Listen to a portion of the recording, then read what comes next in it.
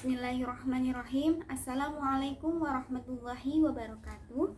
Perkenalkan, nama saya Kanina Karina dengan nomor induk mahasiswa 2108304049.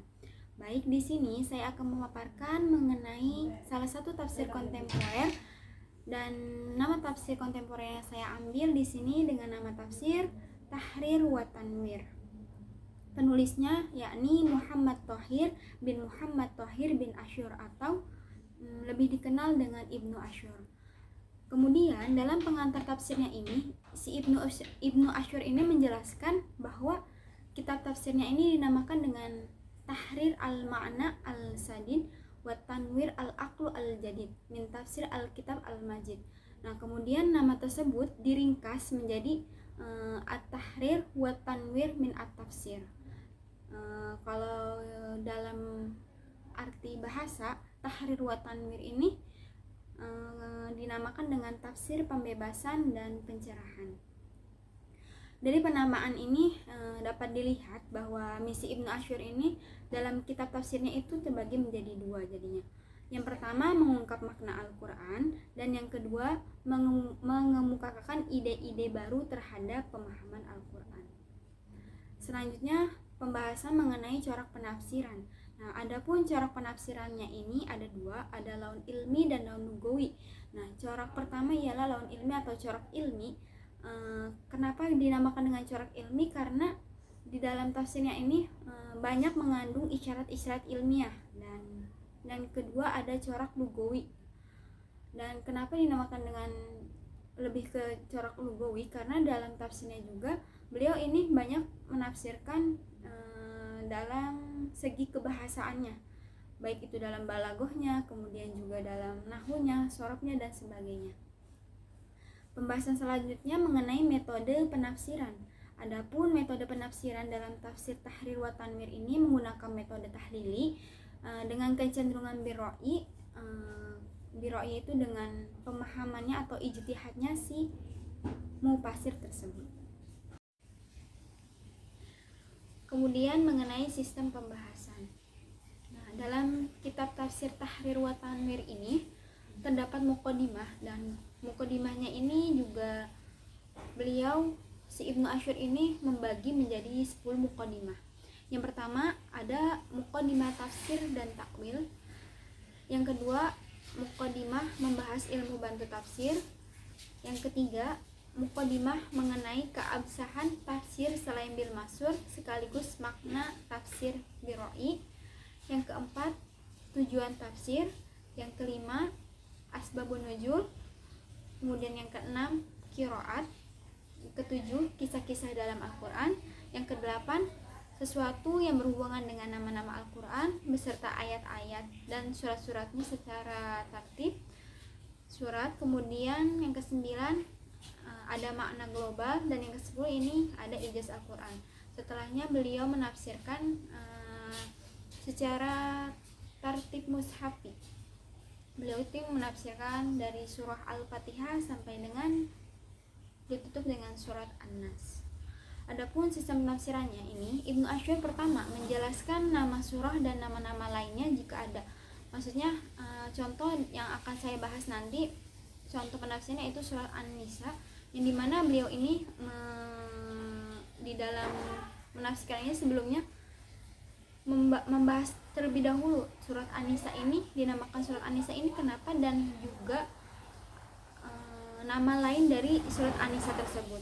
Kemudian menjelaskan keutamaannya, terus menjelaskan makiyah atau madaniyahnya ayat, maksudnya turun suratnya ayat tersebut, jumlah ayat, dan lain-lain. Kedua, menjelaskan kandungan surah secara global dalam poin-poin yang berbeda sesuai dengan tema dan masalah yang sesuai dengan susunan dalam Al-Quran. Yang ketiga, menjelaskan kandungan ayat demi ayat ataupun beberapa ayat yang mana memiliki masalah atau tema yang sama secara rinci.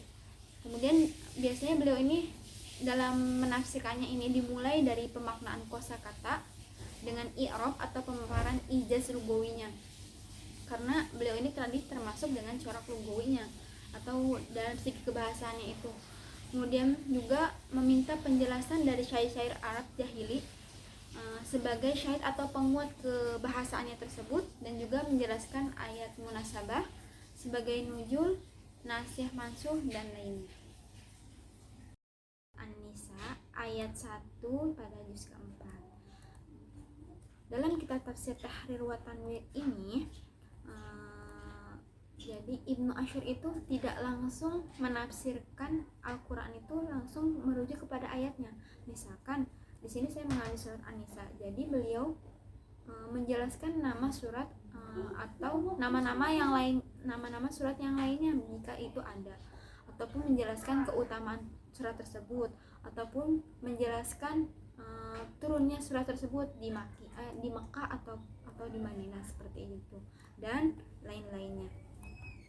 Nah, di sini saya akan bacakan Bismillahirrahmanirrahim. Surat An-Nisa. Sumiyat hadhihi suratu fi kalami salaf. Menurut para ulama salaf, surat ini disebut surat An-Nisa.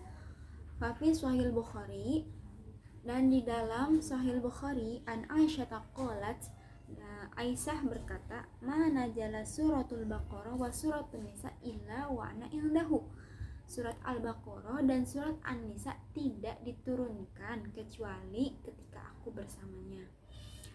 Kemudian wa kadzalika, dan demikian, sumiyat fi mashahifi, disebut dalam Al-Qur'an, wa fi kutubi sunnati, dan di dalam kitab-kitab sunnah, wa fi kutubi tafsiri, dan di dalam kitab-kitab tafsir, la yu'rafu laha ismun akhar, tidak diketahui baginya ini ismun akhar, penamaan yang lainnya. Jadi dalam kitab-kitab sunnah ataupun kitab-kitab tafsir lainnya tidak ditemukan nama-nama selain dari surat An-Nisa ini. Tapi dijelaskan juga di bawah ini ada beberapa nama lainnya dalam riwayat-riwayat lain. Langsung ke paragraf selanjutnya. Wajhu tasmiyatu bi idhofati ila nisa annaha futiyas bi ahkami silaturahim. Nah, disebut selain Nisa bahwa surat ini yang membuka dengan hukum-hukum ketentuan silaturahim, kemudian juga summa bi ahkami tahasun nisa, kemudian mengenai hukum-hukum penghususan wanita, wa anna fiha ahkamu katsiratun min ahkamin nisa, dan banyaknya hukum wanita. Kemudian juga di antara hukum banyaknya wanita ini al-azwaju pasangan, al-banatu perempuan atau anak perempuan, wa khutimas bi ahkami tahusun nisa, dan ditutup dengan hukum-hukum ketentuan surat An-Nisa. Bismillahirrahmanirrahim. Jadi langsung kepada penafsiran ayat pertama. Di sini Ibnu Asyur menafsirkan kata ya ayuhan nas. Jadi pada kata ya ayuhan nas itu menurut Ibnu Asyur ja'al khitab ya ayuhan nas liyasmila jami' ummatud da'wah alladzina yasma'un al-Qur'an yauma idzin wa fi ma ya'ti minaz zaman. Jadi menurutnya hitop itu datang dengan kalimat ya ayuhan nas di sini untuk mencakup seluruh umat seruan yang mendengar Al-Qur'an pada hari itu dan di waktu yang akan datang. Fadomir likhitaf fi qawlihi khalaqakum a'idun ilan nas al-mukhatibina bil Qur'an. Nah, kata ganti atau kata domir ini ucapan dalam ucapan khalaqakum a'idun ilan nasi mukhatibin bil Qur'an. Jadi artinya ini tidak terbatas. Jadi tidak terbatas aini Allah yaktasu bil mu'minin. Jadi tidak terbatas pada orang-orang beriman saja. Kemudian idz ghairul mu'minina hina idzin hum kuffarul arab wa hum alladzina taqaw da'watul islam qabla jami'il bashar. Orang-orang selain mukmin pada saat itu adalah orang-orang kafir Arab. Jadi orang mukmin yang dimaksud di situ adalah orang-orang kafir Arab termasuk, dan merekalah yang menerima dakwah Islam sebelum seluruh umat manusia.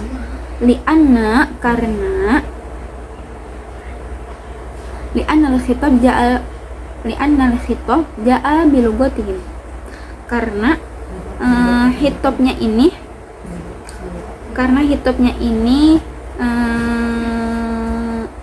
disampaikan dalam bahasa mereka. Kemudian juga wahum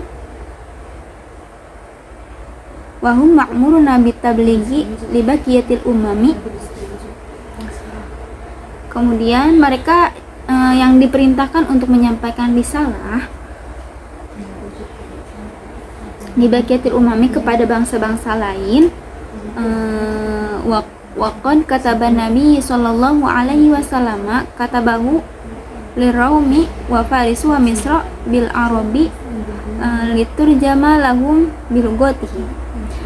Jadi mereka yang diperintahkan untuk menyampaikan risalah ini kepada bangsa-bangsa lain, dan Nabi Muhammad SAW menulis suratnya ini kepada bangsa Romawi, Persia, Mesir, dan dalam bahasa Arab. Maka dengan ini bisa kita lihat bahwa diawali dari kata pertama ini beliau terlihat sekali dalam menafsirkan dalam segi kebahasaannya, yaitu corak lugawinya. Jadi beliau menafsirkan terlebih dahulu kalimat-kalimat maksud dari kalimat ya ayuhan nas tersebut. Mungkin cukup sekian dari saya, kurang lebihnya mohon dimaafkan. Wabillahi taufiq. Assalamualaikum warahmatullahi wabarakatuh.